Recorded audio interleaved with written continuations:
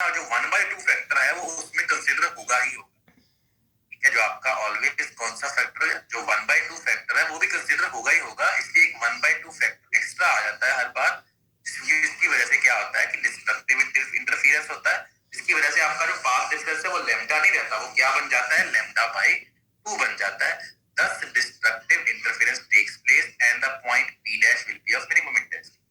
आप सोच सकते हो कि ठीक है लैम्डा के लिए तो हाफ λ/2 हो गया, अगर हम 2 लैम्डा ले लेंगे तो उसको हाफ करेंगे तो लैम्डा हो जाएगा, तो वो तो फिर वो होना चाहिए, मैक्सिमम होना चाहिए, उसको कवर करता है। If the direction of secondary wave is such that AL is equal to 2 lambda, अगर 2 lambda आ गया, then also the point where they meet the screen will be of minimum। लेकिन इस केस में भी चाहे आपका सारे के लिए हम देख रहे हैं, लैम्डा के लिए 2 लैम्डा, 3 लैम्डा, 4 लैम्डा सारे के देख रहे हैं, तो अगर 2 लैम्डा है तो भी वो मिनिमम बनेगा। This is because the secondary waves from the corresponding points of the lower half differ in the path by λ/2। जो लोअर हाफ में जितने भी बनेंगे उन सब में पाथ डिफरेंस ऑलवेज कितना रहेगा, λ/2 ही का रहेगा, ठीक है। वो आप चाहे लैम्डा ले लो, चाहे 2 लैम्डा ले लो, चाहे 3 लैम्डा ले लो, तो उस केस में कुछ भी फर्क नहीं पड़ेगा, ठीक है। तो ये पॉइंट काफी कैची है, आप दोबारा से आज भी डिस्कस कर लेंगे, कल भी पढ़ लेना, ठीक है। तो this point you need to understand. तो कुछ भी हो जाए, अगर आपका m लैम्डा बोले, n लैम्डा बोल लो, ठीक है, किसी भी थीटा के लिए अगर n लैम्डा के इक्वल है तो ये आपका इन जनरल क्या बनेगा, मिनिमम इंटेंसिटी के लिए कंडीशन है। This is the condition for the मिनिमास, जहां पे n क्या है, इंटीजर है, ठीक है। अगर इसको रिवर्स करने, अगर आपका path difference odd multiple, sorry odd बोल रहा हूँ, हाफ ऑड मल्टीपल होगा, तो उस केस में क्या होगा, आपका ऑलवेज आपको क्या ऑब्जर्व होगा, मैक्सिमा ऑब्जर्व होगा, ठीक है। तो जो कंडीशन थी हमारी, जो मैक्सिमा की होनी चाहिए थी वो मिनिमा की हो गई, और जो मिनिमा की होनी चाहिए थी वो मैक्सिमा की हो गई। क्यों हो गई, जो अगर इन जनरल बात करें, बिकॉज आपकी जो आपका स्लिट है उसके एक सेंटर में से एक ऊपर उतना ही पॉइंट है, एक नीचे ही उतना ही पॉइंट है, ठीक है। This is O is the complete centre, ठीक है। तो जो दो वेव्स होंगी उनमें हमेशा जो आपका पाथ डिफरेंस को कंसीडर होगा वो हमेशा लैम्डा ही कंसीडर होगा, ठीक है, λ/2 ही कंसीडर होगा, ना कि लैम्डा, ठीक है। तो अभी मुझे ये यहाँ तक है। हाँ जी बच्चे, ये हमारी अजम्पशन है कि हमेशा λ/2 ही रहेगी, वो भी बोला ना 2 और हाफ हमेशा λ/2 रहेगी। नहीं नहीं नहीं नहीं, ये this is what we observe, this is not हमारी assumption कुछ नहीं है। अगर हमारी assumption होती तो हम इतना टीडियस करते क्यों, ठीक है। This is what we see when we do our experiment, ठीक है। अगर आपका उसने एक केस में इसलिए डिफाइन किया ना, दूसरे केस अगर आपको मतलब ब्लैक बोर्ड और चॉक वगैरह पर तो मैं आपको बना भी देता दूसरा केस, ठीक है। तो कहने का मतलब ये है कि अगर आपका ये जो ओ से लेकर ए तक का मैं देखूं, ठीक है, अगर मैं पूरे का देख रहा था वो लैम्डा था, लेकिन उसमें उसने कन्वर्ट क्या कर दिया, सिर्फ ओ से लेकर ए तक का ही कन्वर्ट करके उसको λ/2 बना दिया, ठीक है। इस केस में तो सिर्फ 3 ही पॉइंट है, ए, ओ और बी। अगर हम कोई और केस लेंगे तो उसमें और 3 पॉइंट होंगे, हमेशा दो का पाथ डिफरेंस कंसीडर होगा, तो वो ऑलवेज λ/2 क्लियर होगा, अब ऑलवेज λ/2 आएगा, हम अपनी तरफ से कुछ नहीं ले रहे। हेलो, ओके सर, ओके, तो let me cover it, if you have questions then हम उसको बाद में कवर करेंगे, ठीक है। इसको थोड़ा फटाफट कवर कर लें। Thus the diffraction pattern due to single slit। अब सिंगल स्लिट वाले में क्या हो गया, इसका मतलब आपको एक सेंट्रल ब्राइट मिलेगा, मैक्सिमा मिलेगा सेंटर पे, वो तो हमने ठीक है मान लिया। उसके बाद secondary maxima and minima on both the sides as shown in figure, जब देखते हैं हम, ठीक है, ये वाली, ठीक है। तो एक मैक्सिमा मिल गया, उसके बाद फिर एक ये पहला मिनिमा आ गया, ठीक है जी। उसके बाद ये सेकेंडरी मैक्सिमा आ गए, ठीक है, फिर एक मैक्सिमा, ठीक है, फिर लेकिन इस केस में, और ये एक्चुअल में डिफ्रैक्शन पैटर्न है, बीच में सेंट्रल ब्राइट स्पॉट, फिर मैक्सिमा, फिर मिनिमा, फिर मैक्सिमा, फिर मिनिमा, फिर मैक्सिमा, फिर मिनिमा, फिर मैक्सिमा। एक चीज जो आप इसमें ऑब्जर्व कर रहे होंगे अभी, कि जो आपका जो सेंट्रल ब्राइट स्पॉट है उसकी लाइट इंटेंसिटी फुल है, ठीक है, लेकिन जो साथ वाला पहला मैक्सिमा है उसकी इंटेंसिटी थोड़ी सी कम हो गई, आगे वाले की उससे भी कम, और धीरे धीरे आपकी इंटेंसिटी क्या कर जाती है, डाई कर जाती है, आपकी इंटेंसिटी कम होती जाती है, जैसे आप इस डायग्राम में भी देख सकते हो। सेंटर वाले की इंटेंसिटी काफी ज्यादा है, उसके बाद उससे कम और उससे कम। This is the basic difference between interference and diffraction. अगर मैं आपको अगर आप भूल गए हो, मैं आपको लिखे जाता हूँ। ये फ्रेस्नेल बाइप्रिज्म देख लेते हैं, ठीक है। फ्रेस्नेल बाइप्रिज्म में हमने क्या देखा था, these are the interference fringes। जितनी ही इसकी इंटेंसिटी है उतनी ही इसकी भी इंटेंसिटी है, ठीक है। तो always the intensity of the fringes remains same in case of interference, however in case of diffraction जो सेंट्रल स्पॉट है उसकी इंटेंसिटी जो है वो सबसे ज्यादा होगी, लेकिन उसके बाद इंटेंसिटी क्या करती जाएगी, आपकी डाई करती जाएगी, ठीक है, इंटेंसिटी कम होती जाएगी। This basic difference between interference and diffraction, ठीक है। उसके बाद आगे बढ़ते हैं। Okay, so central bright maximum मिलेगा और points on the screen for which the path difference, जिसके लिए path difference lambda 2 lambda 3 lambda 4 lambda होगा वो आपके मिनिमा बनेंगे, और जिसके लिए पाथ डिफरेंस ऑड मल्टीपल होगा, ऑड हाफ मल्टीपल, उसके लिए क्या बनेंगे, मैक्सिमास बनेंगे। The secondary maxima are of much less intensity, हमने अभी कवर किया। The intensity falls off rapidly from point B outwards, जैसे ही हम सेंटर से थोड़ा दूर जाएंगे आपकी क्या बहुत कम होती जाएगी, इंटेंसिटी बहुत कम होती जाएगी। अब एक स्पेशल केस लेके चल रहे हैं। अगर ये वाला लेंस जो L2 लेंस है इसको मैं अपने स्लिट के काफी पास ले जाऊं, अगर आपका L2 लेंस है इसको मैं अपने स्लिट के काफी पास ले जाऊं, ठीक है, तो उस केस में क्या होगा, ये वाली ट्रायंगल देखो O P और P डैश, दोबारा बोल रहा हूं, मैं अपने लेंस को बिल्कुल पास ले गया, O P और P डैश, ठीक है। तो उस केस में मेरा जो OP है, OP, क्योंकि अगर ये लेंस बिल्कुल पास आ गया तो ऑब्वियसली ये जो पॉइंट है ये इसकी फोकस है, ठीक है। तो इसके सेंटर से अगर ये यहाँ पे आ जाएगा तो इसके सेंटर से P तक का डिस्टेंस तो आपका फोकल लेंथ हो गई, ठीक है। इसका मतलब हम OP को फोकल लेंथ मान सकते हैं अगर हम ये आपका जो लेंस है बिल्कुल इसके स्लिट के पास में आ जाएगा। किसी को इस पॉइंट में समझ नहीं आया तो मैं दोबारा एक्सप्लेन कर सकता हूँ, फटाफट बोलो। इसका मतलब आ गया, हाँ जी, सॉरी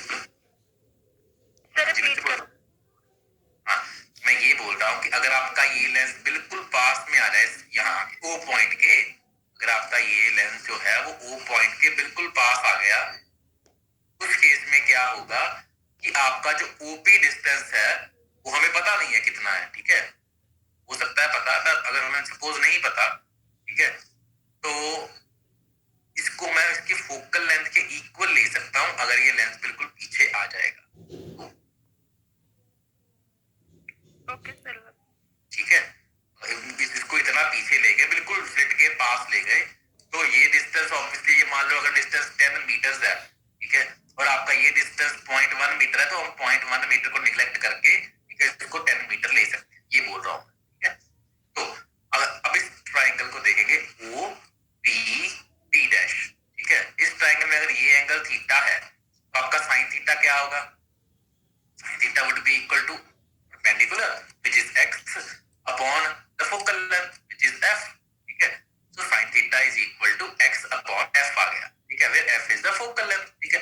और हमने तो क्या पढ़ा है अभी, sin theta is equal to lambda by a, because ये सेम थीटा इसलिए बोल रहा हूँ, ठीक है। sin theta is equal to lambda by x upon f, इन दोनों को इक्वेट कर दिया, x upon f is equal to lambda by x is equal to f lambda by, clear है।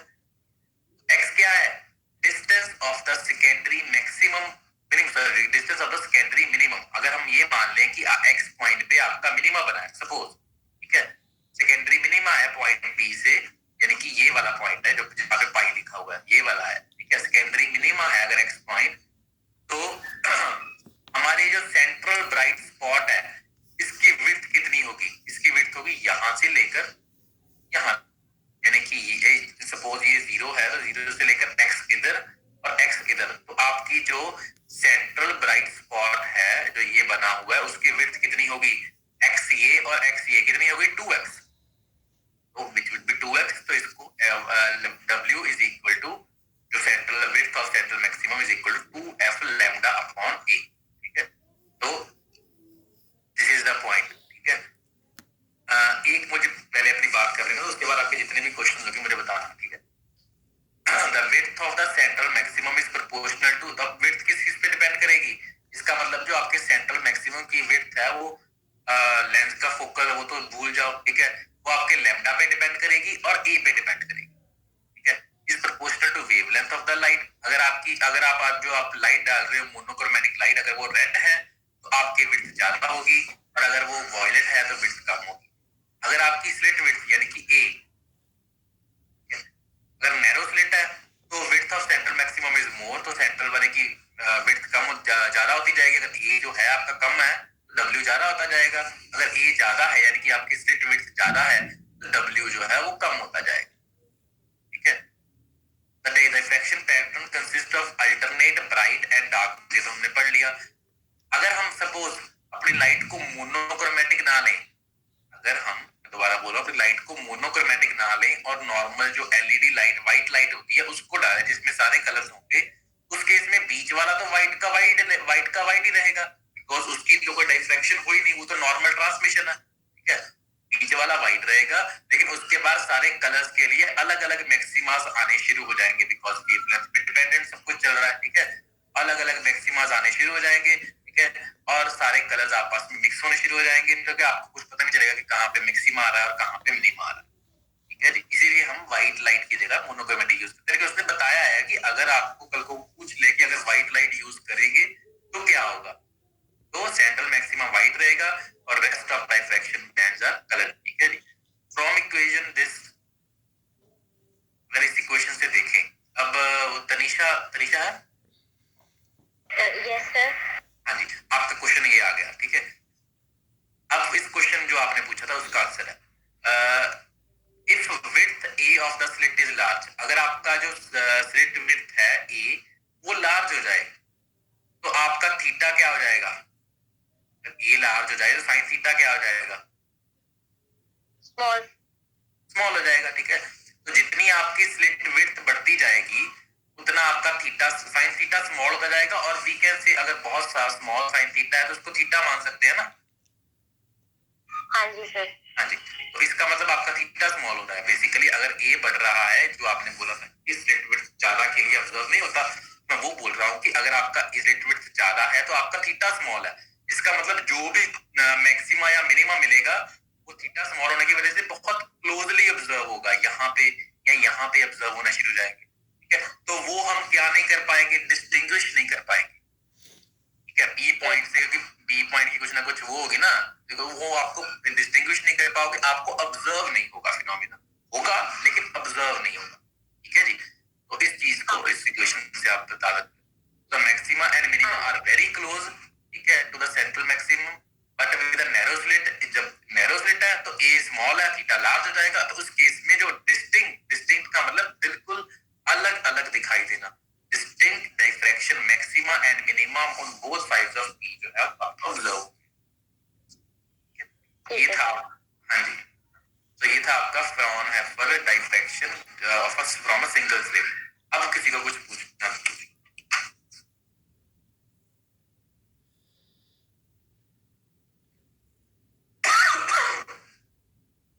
नो, सो हाँ जी, पूछना किसी ने कुछ? So intensity distribution in diffraction, अच्छा आपकी क्लास तो नहीं है किसी की अभी? CR? No sir. Okay, Priya? Sir हमारी नहीं है कोई भी क्लास अभी। अच्छा, वो आपने बोला था, मुझे आवाज से लगता। अनमोल? अनमोल नहीं है, चली गई। ओके, ह्यूमन जेनेटिक्स आप बता दो, कोई क्लास है? सर नहीं है। ओके ओके, दी क्लास लाके सो तो जाते ऑन करके। Okay, so intensity distribution in diffraction pattern due to a single slit. तो अब जो इंटेंसिटी है, जो हमने बोला ना कि इसकी इंटेंसिटी कम होगी, इसकी उससे भी कम, इसकी उससे भी कम, वो कैसे डिस्ट्रीब्यूट हो रही है, कैसी मतलब कितनी कम होगी, किस पे डिपेंड करेगी वगैरह वगैरह, उस चीज का एक टॉपिक है। ठीक है, आपके सिलेबस में एज इट इज नहीं लिखा हुआ, बट मुझे लगता है कि करना चाहिए, तो इसलिए हम करेंगे। ठीक है, आपके सिलेबस में एज इट इज ये टॉपिक नहीं लिखा हुआ है, इंटेंसिटी डिस्ट्रीब्यूशन। ठीक है, तो हम करेंगे।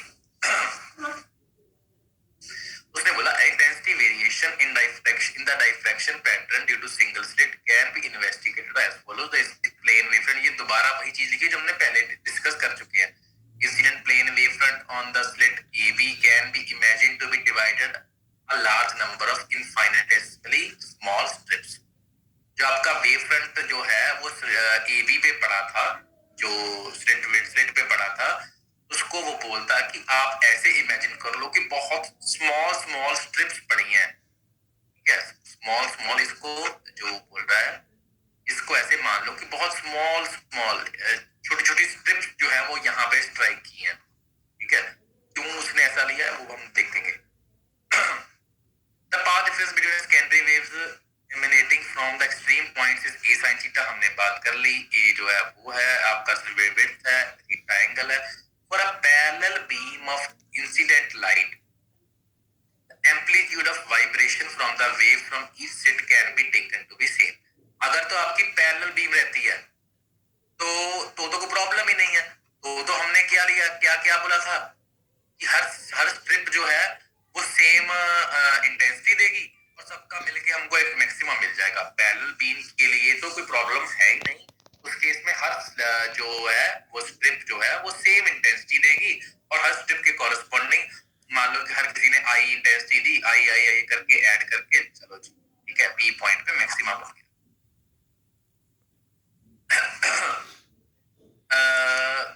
As one considers the secondary waves in a direction inclined, अगर हम एंगल थीटा पे कुछ इंक्लिनेशन हो गई, ठीक है, अगर एंगल थीटा पे वो इंक्लाइन कर गया कुछ, तो हम क्या देखते हैं, from the point B upwards the path difference change. तो हमारा पाथ डिफरेंस चेंज होने लग जाता है, हमने डिस्कस किया था अभी। पाथ डिफरेंस चेंज होएगा तो फेज डिफरेंस भी चेंज होएगा और इंक्रीज होता जाएगा। जैसे जैसे आपका फेज डिफरेंस इंक्रीज होता जाएगा वैसे वैसे आपकी इंटेंसिटी जो है वो चेंज होती जाएगी। इसका मतलब एक स्ट्रिप जो है वो अलग इंटेंसिटी देगी, दूसरी स्ट्रिप अलग इंटेंसिटी देगी, तीसरी अलग इंटेंसिटी देगी। तो हर स्ट्रिप की इंटेंसिटी जो है वो चेंज होती जाएगी with the change in the path difference as well as with the change in the phase difference. ठीक है, मान लो आपका अल्फा है be the path difference between the secondary waves from points A B and A of the slit. मान लो जो आपका जो बी और ए एक्सट्रीम पॉइंट से जो आपका पाथ डिफरेंस है वो क्या है, अल्फा है। ठीक है, अब इस डायग्राम को समझाएगा वो। ठीक है, इस डायग्राम को समझ लेते हैं अच्छी तरह से। As the wavefront is divided into large number of strips, the resultant, अब हर किसी की हम हर किसी को वेवफ्रंट को अलग अलग स्ट्रिप्स में डिवाइड कर लिया, हर किसी की अलग अलग इंटेंसिटी है। तो जो रिजल्टेंट एम्पलीट्यूड होगा, रिजल्टेंट क्या होगा, उन सबका सम होगा। ठीक है, the resultant amplitude due to all the individual strips can be obtained by vector polygon method। ये आपने +2 क्लास में पढ़ा था या नहीं पढ़ा था, +1 या +2 क्लास में? वो बच्चे के सो गए सारे। तो वेक्टर एडिशन पढ़ी थी पर वेक्टर पॉलीगन मेथड नहीं पढ़ा था। हाँ नहीं वेक्टर नहीं, आपके 3 मेथड आते हैं। मुझे भी +2 किया, काफी टाइम हो गया, +1 +2 में 3 मेथड आते हैं। एक ट्रायंगल लॉ ऑफ एडिशन, एक शायद पैरेललोग्राम लॉ ऑफ एडिशन, एक पॉलीगन समथिंग ऐसा कुछ था, मुझे याद नहीं है। हाँ जी, हेलो, कुछ 2 बच्चे बोल रहे हैं, कुछ सुनाई नहीं दिया, दोबारा बोलो। पैरेलल और ट्रायंगल वाला हमने किया था पर ये पॉलीगन वाला हमने तो नहीं किया, बाकी का पता नहीं। ओके, बाकी किसी ने किया था? नो सर, हाँ जी, ये बीच में कौन 2-3 बोल लग जाते हैं, एक करके बोलो ना। ओके, एनीवेज, किया था नहीं किया था उसका कुछ जरूरत नहीं पड़ेगी, बस जस्ट फॉर द फेमिलियरिटी की, फेमिलियर हो जाओ टॉपिक से, इसलिए मैं था उसमें, ठीक है। Here the amplitudes are small. Obviously हर अलग अलग स्ट्रिप के लिए आपका एम्पलीट्यूड तो छोटा छोटा होगा या स्मॉल होगा। फेज डिफरेंस जो इंक्रीज होगा वो भी बहुत स्मॉल होगा। एक से लेके दूसरे का फेज डिफरेंस भी बहुत स्मॉल इंक्रीज करेगा। तो phase difference increase by infinitesimally small amount from strip to strip, ठीक है। Thus vibration polygon coincides with the circular arc OM। एक एनालॉजी ली है कि जो आपका जो स्फेरिकल वेवफ्रंट जो ऑब्जर्व होगा, जैसे इसमें ऑब्जर्व हो रहा है ये वाला, ठीक है, वो सपोज OM है। कि यहाँ पे हम एक स्ट्रिप के लिए बात कर रहे हैं अभी, ठीक है, शायद एक स्ट्रिप के लिए बात कर रहे हैं, OM के लिए बात कर ली। OP gives the direction of initial। OP जो है वो आपका इनिशियल जो चल रहा था, जो यहाँ पे था, दिस इज OP, ठीक है। सो OP इज इनिशियल जो चल रहा था। अभी हम OM के लिए बात करें, स्मॉल स्ट्रिप के लिए बात कर रहे हैं, ठीक है। सो अगर ये आपका अल्फा है, ठीक है, तो ऑब्वियसली क्योंकि ये तो हमने अल्फा माना ना, फेज डिफरेंस जो है वो अल्फा है।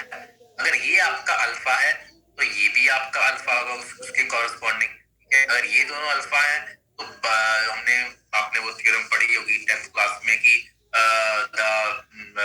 डोंट नो, मैंने तो पंजाबी में पढ़ी, अब आपको मुझे पता नहीं इंग्लिश में कैसे पढ़ाते थे, that the external angle is equal to sum of two internal angles, ऐसा कुछ था, राइट? Yes sir। आपकी इंग्लिश ऑब्वियसली बेटर होगी तो आपने इंग्लिश में ऐसा कुछ पढ़ा होगा, ठीक है। मैंने तो पंजाबी मीडियम में पढ़ा था, तो हाँ, तो इसलिए ये एंगल जो है वो 2 अल्फा बन गया, ठीक है। अगर ये एंगल 2 अल्फा है, अब ये दिस इज अ क्वाड्रिलेटरल, यहां से लेकर KONM और KONM, ठीक है। KONM is a quadrilateral. अब इसमें ये एंगल हमें फाइंड करना था। अभी हम ये बुक ने तो लिख दिया ना, अभी हमें ये एंगल पता नहीं, सपोज इसको x मान लें, x, ये एंगल कितना होगा, KM और जो NK है वो आपस में परपेंडिकुलर है, तो ये एंगल 90 हो गया। ये एंगल भी 90 हो गया, जो KON के बीच वाला ये एंगल भी 90 हो गया। तो ये तो 90 90 180 हो गए, ठीक है। तो टोटल 360 होना चाहिए, ठीक है। तो ये एंगल कितना होगा, ये वाला, ये स्ट्रेट लाइन है तो ये टोटल एंगल 180 होना चाहिए था, लेकिन 180 में से 2 अल्फा तो चला गया उधर, तो ये 180 माइनस 2 अल्फा है।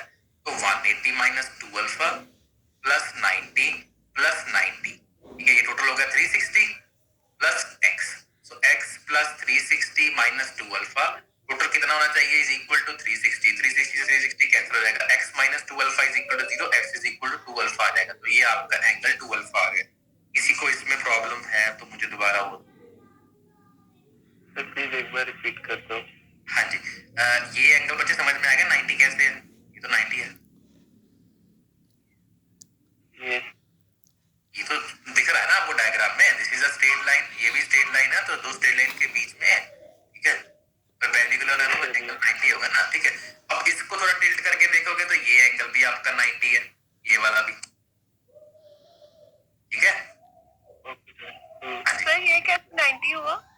अब मैं आपको टिल्ट करके कैसे दिखाऊं, तो अगर आपको आप इसको कैसे दिखाऊं, ओके।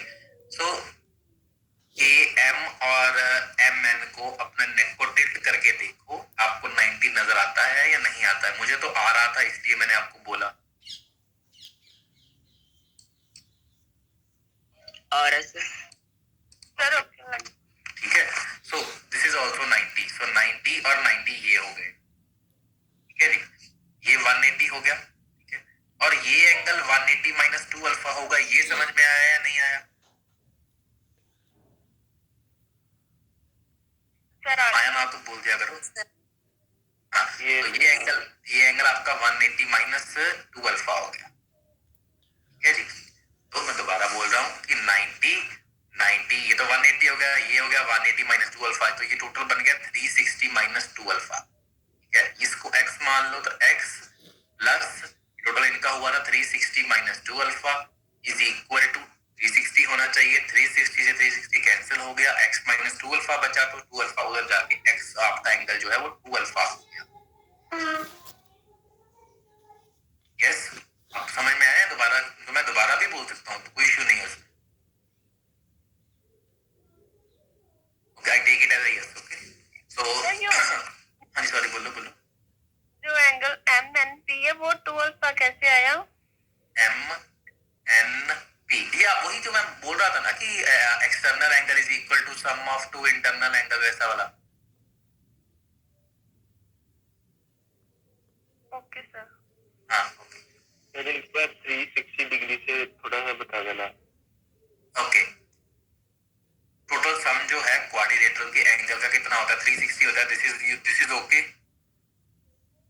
Yes sir. हाँ, तो ये एंगल कितना है बच्चे? बोलो, आपसे पूछ रहा हूँ। जो मतलब दोनों का कह रहे हो कि वो जो 2 अल्फा जो उधर दिया हुआ है? नहीं नहीं, ये तो बुक ने दिया, वही तो मैं बोल रहा हूँ कि इसको हमने इसी को तो फाइंड आउट करना है, ठीक है? तो ये एंगल कितना है बताओ, फिर इसको फाइंड आउट करना। एक्स मान लें। Yes sir. हाँ, तो ये कितना है ये वाला क्वाड्रिलेटरल का? 90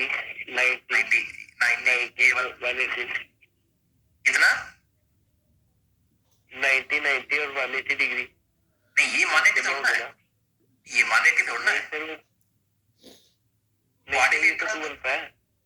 अरे यार, 1 हाँ तो डायग्राम में देखो ना, मैं कहाँ पे कर्सर है मेरा, ठीक है? ये वाला एंगल जो मैं बता रहा हूँ, ये स्ट्रेट लाइन थी, 2 अल्फा चला गया, तो ये बाकी एंगल क्या रह गया? 180 माइनस 2 अल्फा ही रहा ना। अच्छा ठीक है सर। हाँ जी। हाँ, अब समझ में आया, ठीक है? तो 90 और 180 माइनस 2 अल्फा, अपने आपके पास कॉपी वगैरह होगी तो उसमें कर लेना, मतलब बिग डील, ठीक है? तो 90 180 माइनस 2 अल्फा, इसको एक्स मान लो, इक्वेट करो 360 के, आ जाएगा, ठीक है? नहीं आएगा मुझे बताना। Okay sir. OP gives the direction of initial vector, ठीक है? NM the direction of final vector due to secondary waves from A। तो NM जो है आपका वो फाइनल वेक्टर बन गया, ठीक है? OM जो था वो आपका वो final vibration polygon coincides with the circular arc। जो आपकी जो स्फेरिकल वेव फ्रंट बना था उसके कॉरेस्पॉन्डिंग OM बना था, उसका जो फाइनल वेक्टर बनेगा that would be NM। Dotted वाले सारे वेक्टर्स हैं, ठीक है? वेक्टर एडिशन कर रहे हैं। A इज द सेंटर, ये सेंटर मान लिया, ठीक है? ये एक एनालॉजी यूज की है वेक्टर एडिशन की, ठीक है? एक्चुअल में वेक्टर्स नहीं आ रहे वहां पे, ठीक है? तो एनालॉजी यूज किया टू सॉल्व इट, ठीक है? अब वही उसने एंगल बताया, ये मैंने आपको बता दिया एंगल की MNP 2 अल्फा है, OKM भी 2 अल्फा होगा। अगर MNP 2 अल्फा है तो OKM 2 अल्फा है, ये मैंने आपको बता दिया, ठीक है? अब इस ट्रायंगल की बात करें, अगर ये पूरा एंगल 2 अल्फा है, ये वाला, ये जो हमने अभी फाइंड किया था, तो हाफ एंगल कितना होगा? अल्फा होगा ऑब्वियसली। इस ट्रायंगल की OKL, इस डिस्टेंस को R ले लिया हुआ है हमने, तो sin alpha is equal to OL upon hypotenuse which is R। OL is equal to R sin alpha. R is the radius of the arc. इस आर्क की रेडियस हमने मान ली थी कि K को सेंटर माना हुआ है, तो इसलिए रेडियस जो है वो R माना हुआ है ये हमने, ठीक है? तो जो कोड OM है वो होगी 2 टाइम्स द OL। अब जो OM है वो OL से 2 टाइम्स होगी, ठीक है? तो हमने इसको मान लिया इसमें कितना आ गया? वो 2R sin अल्फा आ गया। Length of the arc OM is proportional to width of the slit. अब this we know from our previous information कि जो आपका जितनी ज्यादा विड्थ ऑफ द स्लिट ज्यादा होगी, उतनी ज्यादा आपकी जो आर्क है वो ज्यादा बनती जाएगी। जितनी ज्यादा विड्थ ज्यादा होगी उतनी लेंथ ऑफ द आर्क, ये जो आर्क है इसकी लेंथ ज्यादा हो जाएगी, ठीक है? यस, जो आपका एंगल जो थीटा है वो कम जरूर होता जाएगा, लेकिन आर्क ज्यादा होती जाएगी। 1 मिनट होल्ड रखना।